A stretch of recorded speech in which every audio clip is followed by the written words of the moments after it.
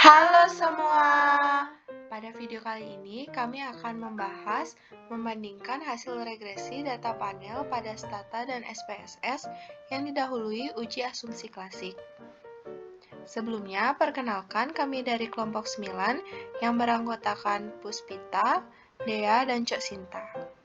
Selamat menonton. Baik, di sini saya akan menjelaskan uji asumsi klasik pada aplikasi SPSS. Di sini saya telah menginput semua data yang telah disediakan. Yang pertama yaitu untuk menguji multikolinearitas dan autokorelasi. Klik Analyze, kemudian klik Regression, kemudian klik Linear. Nah, pada linear ini kita akan memasukkan Y ke variabel dependent dan kita akan memasukkan X1, X2, X3, X4, dan X5 ke variabel independent. Kemudian kita klik Statistics dan kita akan mencentang pada Durbin-Watson dan Collinearity Diagnostics. Kemudian klik Continue dan klik OK. Kemudian sudah terlihat hasilnya di sini. Untuk menguji multikolinearitas, kita akan melihat pada tabel koefisien, di mana kita akan melihat nilai tolerance dan nilai VIF-nya. Nah, dasar keputusan lolos atau tidaknya uji multikolinearitas adalah nilai tolerance harus lebih dari 0,1 atau nilai VIF-nya harus kurang dari 10. Sudah dapat dilihat di sini nilai tolerance dari X1, X2, X3, X4, dan X5 memiliki nilai yang lebih dari 0,1 dan nilai VIF-nya semua itu memiliki nilai yang kurang dari 10. Maka dapat disimpulkan bahwa tidak terdapat multikolinearitas. Sedangkan untuk menguji autokorelasi, kita melihat pada model summary di sini. Nah, kita melihat di sini nilai Durbin-Watson-nya yaitu 2,492. Berdasarkan dari buku Discovery Statistics Using SPSS oleh Andy Field, disebutkan nilai uji Durbin-Watson jika lebih kecil dari 1 atau lebih kecil dari 3, maka masih bisa diloloskan. Maka dengan nilai Durbin-Watson sebesar 2,492 ini akan menjadi 1 kurang dari 2,492 kurang dari 3. Maka dapat disimpulkan bahwa tidak terdapat gejala autokorelasi. Kemudian selanjutnya kita akan menguji normalitas. Di sini kita akan klik Analyze, kemudian kita klik Regression, kita klik Linear, dan kita klik Save, kita klik Unstandardized, kemudian kita klik Continue, kemudian kita klik OK. Nah, di sini kemudian kita dapat melihat variabel baru yaitu res1. Nah, nilai sig dari tes tersebut atau uji tersebut sebesar 0,037, di mana hal tersebut menandakan atau nilai tersebut menandakan data yang kita uji ini tidak berdistribusi dengan normal. Untuk menormalisasikan data tersebut, saya akan menggunakan metode Monte Carlo, di mana di sini kita akan kembali ke non-parametric test, kita kembali ke legacy dialogs, dan kita kembali ke one sample case. Di sini kita akan mengklik exact dan kita akan mengklik Monte Carlo, kemudian klik continue dan klik OK. Nah, di sini kita telah mendapatkan hasilnya yaitu nilai sig dari uji tersebut sudah berubah menjadi 0,347, di mana nilai tersebut sudah lebih besar daripada 0,05 yang menandakan data tersebut sudah berdistribusi dengan normal. Baik, di sini kita akan menguji heteroskedastisitasnya. Sebelum itu, kita akan mengklik transform, kemudian mengklik compute variable. Kemudian di sini target variabelnya diisi dengan abs_res dan numeric expression-nya diisi dengan abs_res1. Kemudian kita akan mengklik OK. Kemudian kembali pada data, di sini telah terdapat variabel yang baru yaitu ABS underscore res. Kemudian selanjutnya kita akan mengklik analyze, kemudian ke regression, kembali ke linear, dan di sini kita akan memasukkan dependennya yaitu ABS res, dan independennya tetap X1, X2, X3, X4, dan X5. Kemudian kita akan mengklik OK. Untuk menguji heteroskedastisitas, kita akan melihat pada tabel koefisien A, di mana dasar keputusannya yaitu nilai sig harus lebih dari 0,05. Nah, nilai sig dari variabel X1, X2, X3, X4, dan X5 pada tabel koefisien A di sini di mana semuanya melebihi nilai 0,05 seperti X1 0,0483, X2 0,093, X3 0,511, X4 0,171, dan X5 0,684. Jadi dapat disimpulkan bahwa tidak terjadi heteroskedastisitas. Selanjutnya kita akan melakukan analisis regresi. Nah, terdapat konsep dasar pada analisis regresi, yaitu yang pertama H1 di mana terdapat pengaruh X1 terhadap Y, kemudian H2 yaitu terdapat pengaruh X2 terhadap Y, kemudian H3 yaitu terdapat pengaruh X3 terhadap Y, H4 terdapat pengaruh X4 terhadap Y, H5 terdapat pengaruh X5 terhadap Y, dan yang terakhir yaitu H6 yaitu terdapat pengaruh X1, X2, X3, X4, dan X5 terhadap Y. Kemudian terdapat dasar pengambilan keputusan uji T untuk data ini, yaitu jika nilai sig bernilai lebih kecil dari 0,05 atau T hitung lebih besar daripada T tabel, maka terdapat pengaruh antara variabel X secara parsial terhadap variabel Y. Nah, perhitungan T tabel untuk data ini adalah sebesar 2,032. Kemudian, dasar pengambilan keputusan uji F, yaitu jika nilai sig bernilai lebih kecil dari 0,05 atau F hitung lebih besar daripada F tabel, maka terdapat pengaruh antara variabel X secara simultan terhadap variabel Y. Begitu juga sebaliknya. Nah, perhitungan F tabel untuk data ini adalah sebesar 2,49. Kemudian kita akan melakukan analisis regresinya, yaitu dengan mengklik analyze, kemudian mengklik regression, dan kemudian mengklik linear. Nah, di sini kita akan mereset semua ujian telah kita lakukan. Di sini kita akan memasukkan Y ke dependent, ke variabel dependent, kemudian kita akan memasukkan X1, X2, X3, X4, dan X5 ke variabel independennya. Kemudian kita akan klik OK. Kemudian di sini kita telah melihat hasil dari uji tersebut, di mana untuk uji T kita akan berpatokan pada tabel koefisien, sedangkan untuk uji F kita akan berpatokan pada tabel ANOVA, dan untuk koefisien determinasi kita akan berpatokan pada tabel model summary. Nah, di sini saya telah memiliki data-data tersebut yang saya pindah ke dalam bentuk Word. Untuk uji T, di sini kita dapat melihat nilai sig dan nilai T dari tabel koefisien. Nah, untuk H1-nya, diketahui nilai sig untuk pengaruh X1 terhadap Y adalah sebesar 0,922, di mana nilai tersebut lebih besar daripada 0,05, dan nilai T hitungnya sebesar 0,97, di mana nilai tersebut lebih kecil dari nilai T tabel, yaitu sebesar 2,032. Sehingga dapat disimpulkan bahwa H1 ditolak, yang berarti tidak terdapat pengaruh X1 secara parsial terhadap Y. Kemudian untuk H2-nya, yaitu diketahui nilai sig untuk pengaruh X2 terhadap Y adalah sebesar 0,003, di mana nilai tersebut lebih kecil dari 0,05, dan nilai T hitungnya sebesar 3,173, di mana nilai tersebut lebih besar dari nilai T tabel sebesar 2,032.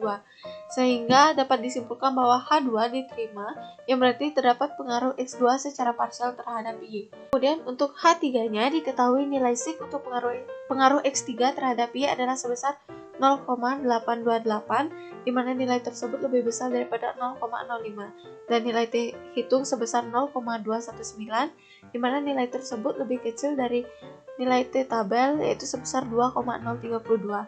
Sehingga dapat disimpulkan bahwa H3 ditolak, yang berarti tidak terdapat pengaruh X3 secara parsial terhadap Y. Kemudian, untuk H4-nya, diketahui nilai sig untuk pengaruh X4 terhadap Y adalah sebesar 0,652, di mana nilai tersebut lebih besar daripada 0,05, dan nilai T hitungnya adalah 0,456, di mana nilai tersebut lebih kecil dari nilai T tabel, yaitu sebesar 2,032. Sehingga dapat disimpulkan bahwa H4 ditolak, yang berarti tidak terdapat pengaruh X4 secara parsial terhadap Y. Kemudian, untuk H5-nya, diketahui nilai sig untuk pengaruh X5 terhadap Y adalah sebesar 0,373, di mana nilai tersebut lebih besar dari 0,05 dan nilai T hitungnya adalah sebesar min 0,903, di mana nilai tersebut lebih kecil dari T tabelnya, yaitu 2,032, sehingga dapat disimpulkan bahwa H5 ditolak, yang berarti tidak terdapat pengaruh X5 secara parsial terhadap Y. Kemudian selanjutnya, pengujian hipotesis H6 dengan uji F. Di sini kita berpatokan pada tabel ANOVA dengan melihat nilai sig dan nilai F-nya, di mana diketahui nilai sig untuk pengaruh X1, X2, X3, X4, dan X5 secara simultan terhadap Y adalah sebesar 0,083, di mana nilai tersebut lebih besar daripada 0,05, dan nilai F hitungnya adalah 2,15, di mana nilai tersebut lebih kecil dari nilai F hitung sebesar 2,49, sehingga dapat disimpulkan bahwa H6 ditolak, yang berarti tidak terdapat pengaruh antara X1, X2, X3, X4, dan X5 secara simultan terhadap Y. Kemudian, yang terakhir yaitu untuk koefisien determinasinya. Di sini kita berpatokan pada tabel model summary, di mana diketahui nilai R-square-nya sebesar 0,24. Hal ini berarti pengaruh variabel X1, X2, X3, X4, dan X5 secara simultan terhadap variabel Y adalah sebesar 24%. Hal pertama yang harus dilakukan yaitu mengimport data ke aplikasi Stata. Caranya yaitu dengan klik File, lalu klik Import, klik Excel Spreadsheet, lalu kita klik Browse untuk mencari file yang akan kita gunakan. Lalu kita klik Import First Row as Variable Names, lalu klik OK. Kemudian, kita melakukan estimasi regresi model data.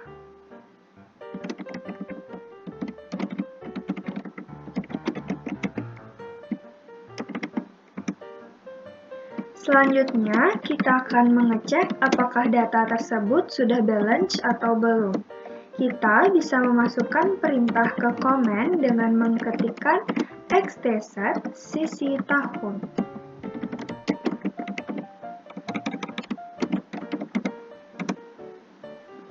Hasilnya yaitu strongly balanced, yang berarti secara seragam masing-masing subjek sisi memiliki jumlah pengulangan yang sama yaitu 1 unit. Lalu, kita akan membuat regresi modelnya. Untuk menentukan regresi model mana yang akan kita gunakan.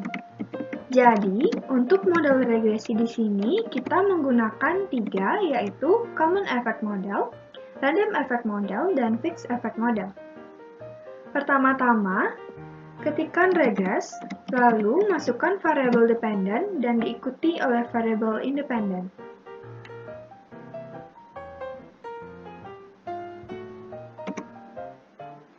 Selanjutnya, kita akan menggunakan rumus untuk mencari regresi data panel. Yang pertama, kita akan mencari regresi data panel dengan Common Effect Model. Dengan mengetikkan xdirect, lalu masukkan variabel dependent dan diikuti oleh variabel independent.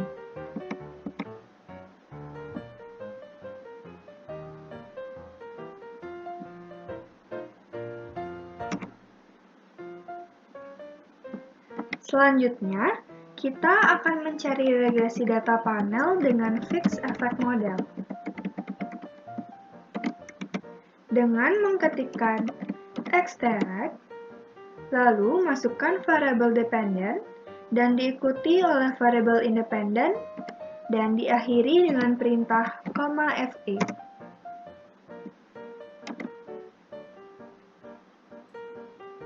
Dan yang terakhir, kita akan mencari regresi data panel dengan random effect model.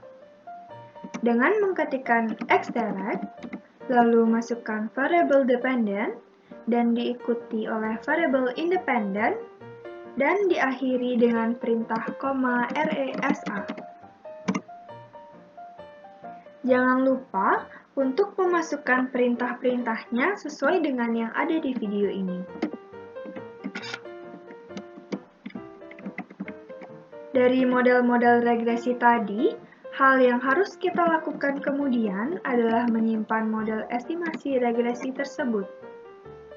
Untuk menyimpan model estimasi regresi tersebut, kita dapat menggunakan perintah estimate store yang diikuti dengan model regresinya, yaitu estimate store re, estimate store fe, dan estimate store ols.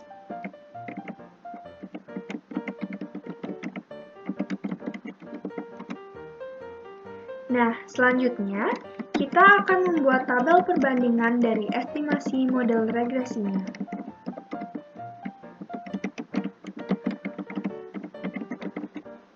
Untuk membuat tabel perbandingan dari estimasi model regresi, kita bisa menggunakan perintah seperti yang ada pada video.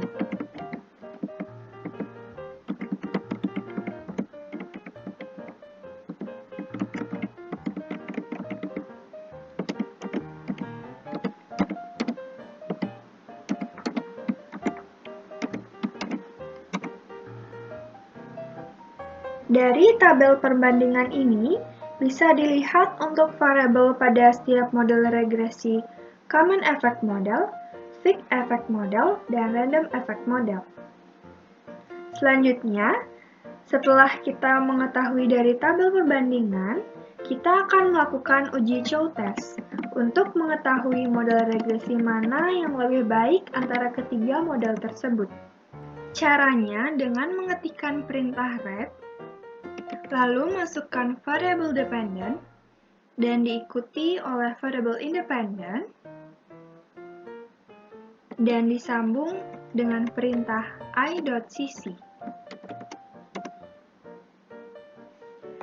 Setelah itu, kita masukkan perintah testform i.cc,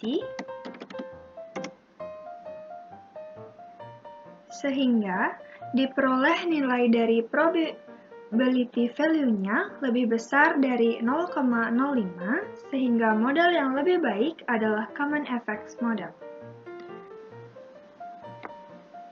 Selanjutnya, kita melanjutkan ke uji Lagrange multiplier test. Di sini, kita bisa memasukkan perintah extract, lalu masukkan variable dependent, dan diikuti oleh variable independent, dan disambung dengan perintah re.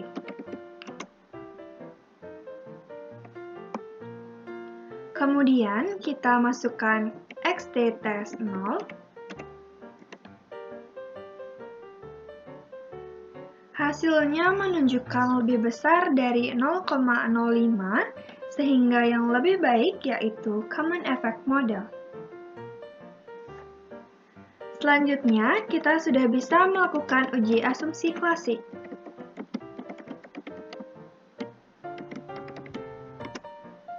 Yang pertama kita lakukan adalah uji multikolinearitas.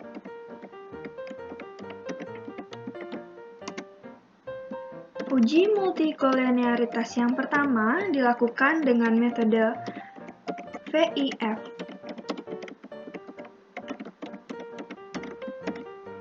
Dengan cara mengetikkan perintah rect, lalu diikuti dengan variable dependent, dan diikuti dengan independennya. Setelah itu, kita dapat mengetik VIF.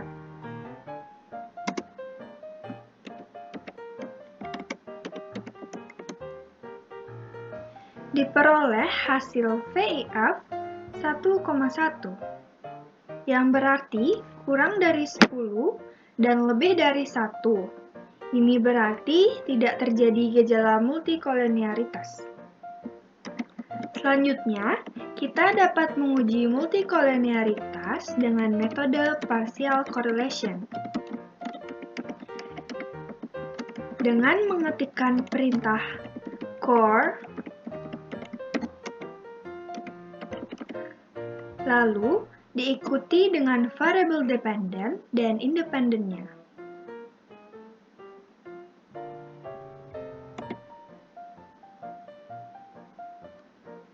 Selanjutnya, kita melakukan uji heteroskedastisitas.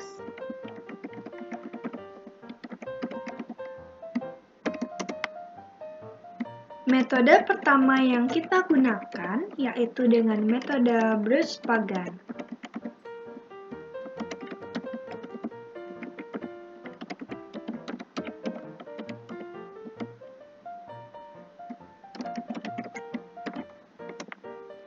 Caranya yaitu dengan mengetikkan Quadly rect, lalu diikuti dengan variabel dependen dan independennya.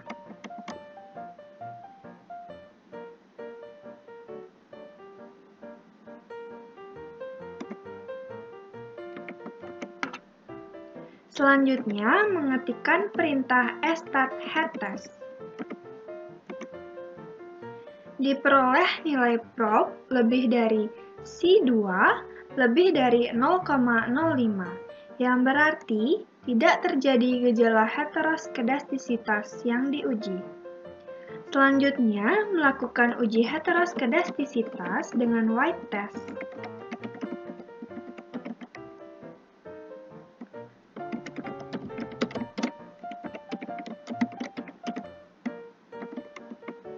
Caranya yaitu dengan mengetikkan perintah stat_imTest, white, dan hasilnya yaitu lebih dari 0,05, yang berarti bahwa tidak terjadi gejala heteroskedastisitas pada data yang diuji. Dari sini kita dapat melihat bahwa nilai F sebesar 0,083 yang artinya lebih besar dari 0,05 dan dapat disimpulkan bahwa variabel X1, X2, X3, X4, dan X5 tidak memiliki pengaruh secara simultan terhadap variabel dependen. Dan selanjutnya nilai R² sebesar 0,2402 yang artinya semua variabel independen dapat menjelaskan variabel dependen sebesar 24,02% dan sisanya yaitu sebesar 75,98%, dipengaruhi oleh variabel lain di luar model regresi.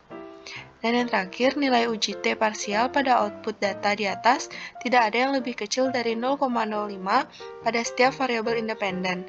Artinya, setiap variabel tidak memiliki pengaruh secara parsial. Maka dapat disimpulkan bahwa dari pengolahan data yang telah dilakukan dengan menggunakan dua aplikasi, yaitu SPSS dan Stata, diperoleh hasil yang sama pada data yang diuji, yaitu pada uji asumsi klasik yang telah dilakukan semuanya lolos uji. Baik teman-teman, sekian penjelasan dari kami. Semoga video ini bermanfaat ya. Terima kasih.